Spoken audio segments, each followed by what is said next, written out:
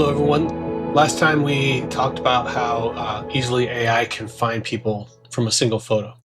And today I'm going to show you exactly what you can do right now for free, or almost free, to make yourself and your team much harder to find. These are the same principles that larger companies, Fortune 100 security teams use, but we're scaling it for people who don't have a GSOC or a CSO and kind of sharing it here online. But I really quickly want to show you what you can do nowadays for free online, if you know how to do it. I'm not as anonymous as I'd like to be online. I'm going to try and do better, but I don't do anything where I share too much information, I think.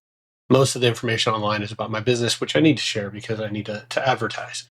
But I do want to show you real quick. There's this website called PimEyes. Let's just say somebody gets a hold of your Facebook photo, your profile photo from LinkedIn or something like that, and they decide that they want to find out where you are online, photos of you, or somebody just was conducting surveillance and took a photo of you.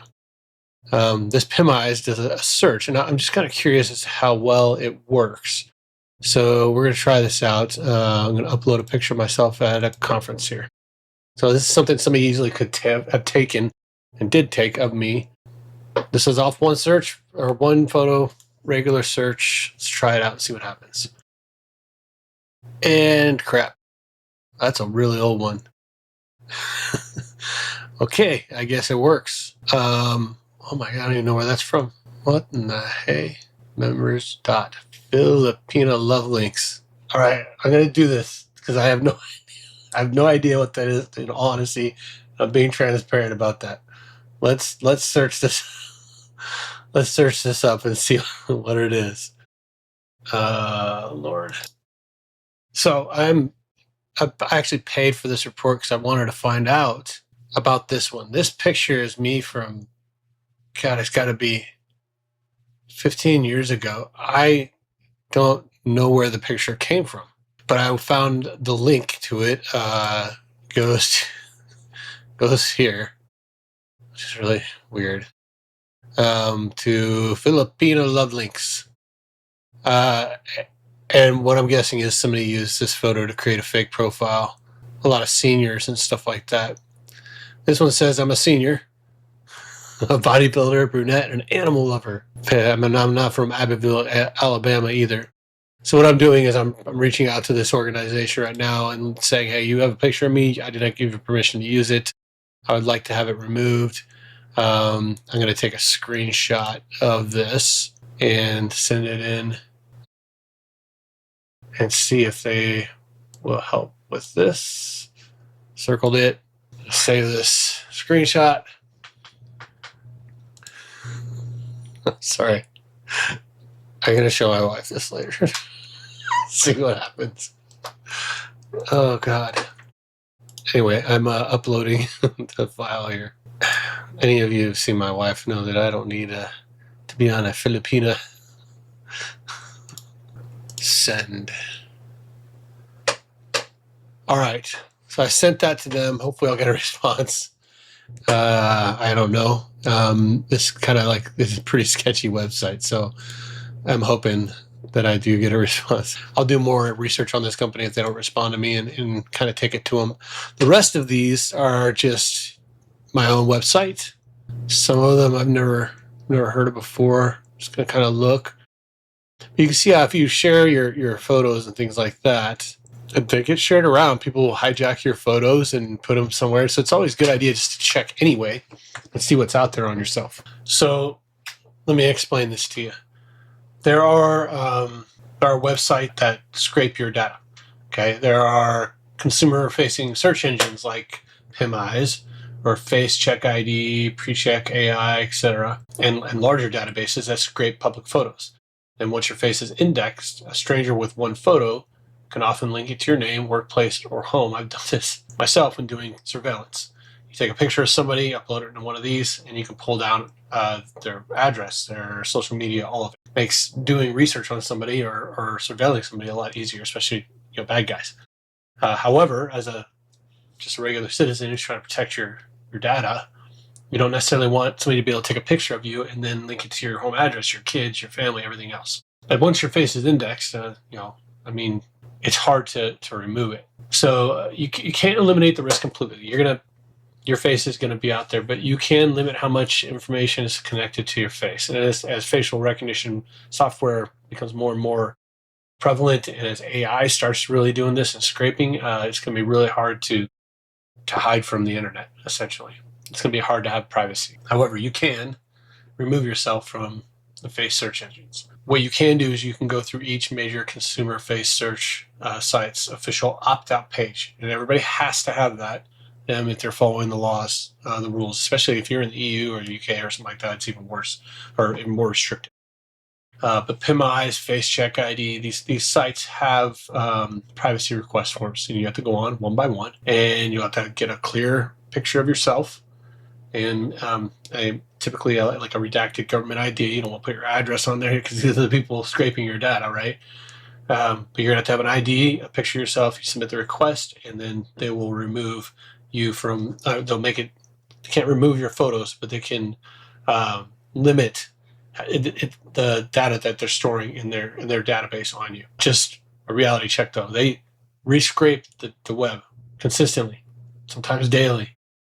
So you may need to resubmit every few months, and that's just going to become whoever figures out an easy way to submit, mass blast to all of these websites, but they pop up so fast, and then they drop off pretty quick too. But the data is still going, getting collected and collated, and it's going to be really hard. Like I said, I don't think we'll be able to do that for the long term. There'll have to be something, some kind of new privacy laws that go into effect in order for us to have any kind of privacy where it's more of an opt-in. I don't know if that's going to happen or not. So it's just a good idea to be aware that your information's out there. People are collecting it, and they can use it to find you, to find your family members. For small teams, if you are traveling a lot, I recommend you do this. You don't want people to know your address and your family members and have information they can use to leverage against you or exploit a weakness or something like that when you're traveling abroad. So be careful. Some of the things you can do. One thing is to starve the databases of new photos. So tighten privacy settings on LinkedIn, on Facebook, Instagram, X, any of the platforms you use. Set your profile photos and albums to friends only. The tightest privacy setting you can possibly put on it. And disable facial recognition and automatic tagging if the platform allows it. You might have to do a little search around. Facebook's a mess. It's hard to find the settings on it sometimes, but it's important to do this. Ask your colleagues, volunteers, event organizers to not tag you or post clear photos of you without your permission. Now, you can't stop somebody from doing that in the public, in the United States anyway, but you can ask politely. Me, I avoid cameras like the plague. I just don't want people to take a picture of me and put it out there without my permission. When you post a photo, consider cropping it tighter or using a slightly older image that is already known. If I'm going to use a new profile photo, guess what I'm doing? I'm taking an old photo and I'm using AI to alter it a little bit. That's where you can use AI against AI. Then, side by side, before after privacy setting screenshots, make sure you can show somebody, hey, I set this. Sometimes like Facebook will update, it automatically resets a lot of your privacy settings. I think they may have fixed that recently, but it's happened in the past. I'm sure it'll happen with other websites as well. Another thing you can do, strip your metadata before you upload. There are apps out there where you can strip all the so most of your photos contain metadata where you have geolocation, time, date, stamps, stuff that's embedded in the photo. So there are apps out there where you can strip out all the metadata, and that just makes it a little more difficult to search you up. You can use a free browser base or like a local tool to remove EXIF GPS data before uploading anywhere. I just turn off location sharing when it comes to photos on my phone, so it's not collecting that data in the first place. And that includes, when you're uploading it to your email, social media. If you have our location turned on, it's gonna embed that into the picture. So you'll be able to figure that out by going into the metadata of the photo online and see where you've been taking pictures and posting. A lot of crimes have been committed, kidnappings, targeting, because of that. It's not difficult to find that information, especially now with AI. You drop that photo in, it'll pull the metadata and tell you where the geolocation is. So platforms often strip some data from public posts, but they don't they don't always strip it from like direct messaging or file attachments or original files that you're storing. Another one is just to monitor your own footprint, just like I did. Go online, look at some of these free things, put your information in there. You might be surprised at what you find. It's going to come back and bite me in the butt. But I want you all to see the reality of the situation, to understand what it is. You can set free Google alerts for your name, common variations of it. If it pops up, it'll give you an alert. If you find any unexpected appearances, use the site's own removal request process or the platform's privacy tools. I have a Google alert set up already for myself. I have for one of my emails and my name. Just type in Google Alerts, google.com/alerts. You can create a alert that pulls up anything with Pete Morton. If your private information's in Google, just go to Google search help here.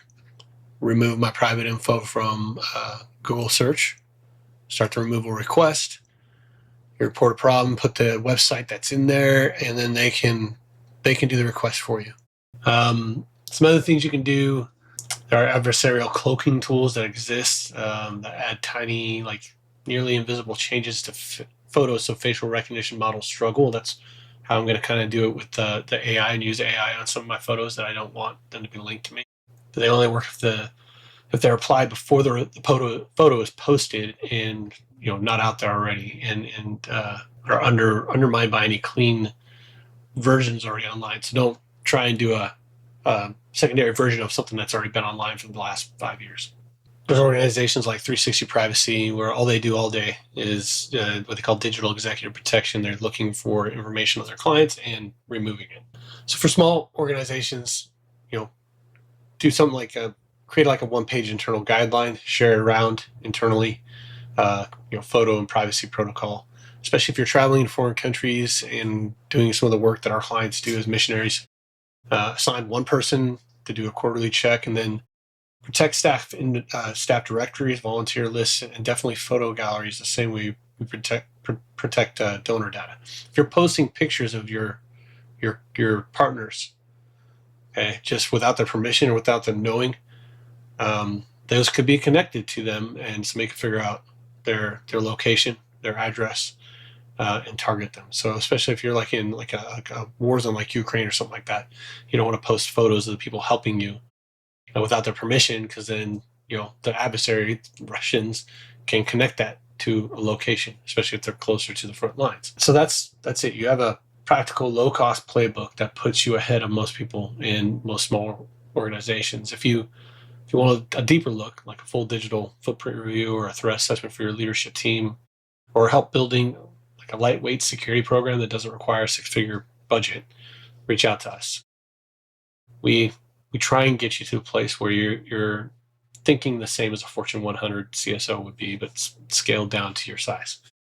So check out the link in the description, and you can connect with us for a 30-minute strategy conversation. So stay safe and stay anonymous if you can.